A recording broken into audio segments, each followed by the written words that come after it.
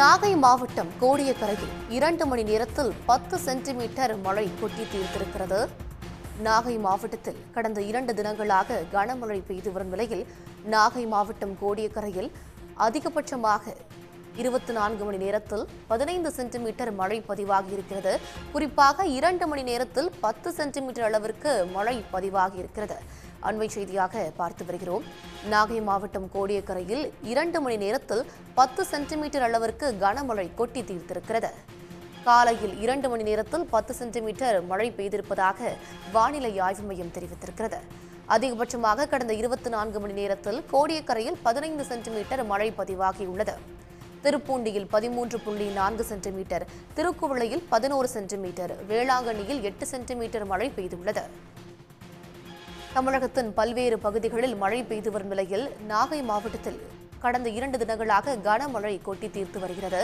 இந்நிலையில் நாகை மாவட்டத்தில் அதிகபட்சமாக கடந்த 24 மணி நேரத்தில் கோடியக்கரையில் 15 சென்டிமீட்டர் மழை பெய்திருக்கிறது. இது பற்றிய தகவல்களை வழங்குவதற்காக செய்தியாளர் சகாதேவன் இணைகிறார். சகாதேவன், கூடுதல் தகவல்கள்.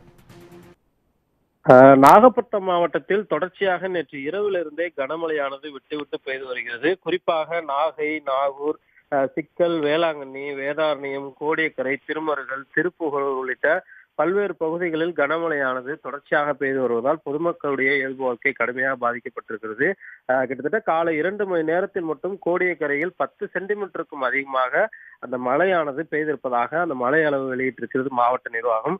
கடந்த 24 மணி நேரத்தில் கோடியக்கரையில் 14.9 சென்டிமீட்டரும், திருப்பூண்டியில் 13.4 சென்டிமீட்டரும், திருக்கோலையில் அதிகபட்சமாக 10.9 சென்டிமீட்டரும் மழை பதிவாகி இருக்கிறது.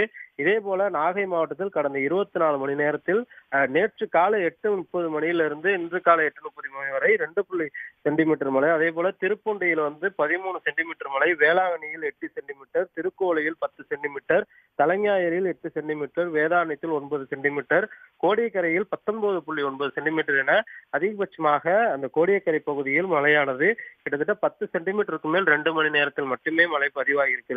தொடர்ச்சியாக அந்த கனமழை பெய்து கொண்டிருப்பதன் காரணத்தால் கடலுடைய சீற்றம் நேற்றிலிருந்தே அதிகமாக காணப்படுகிறதுனால் நேற்றிலிருந்தே மீனவர்கள் கடலுக்கு மீன் பிடிக்க செல்வதற்கு தடை விதிக்கப்பட்டிருக்கிறது.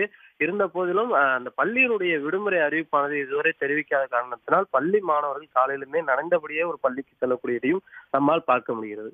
உடனுக்குடன் செய்திகளை தெரிந்து கொள்ள சன் நியூஸ் பெல் ஐகானை கிளிக் பண்ணுங்க.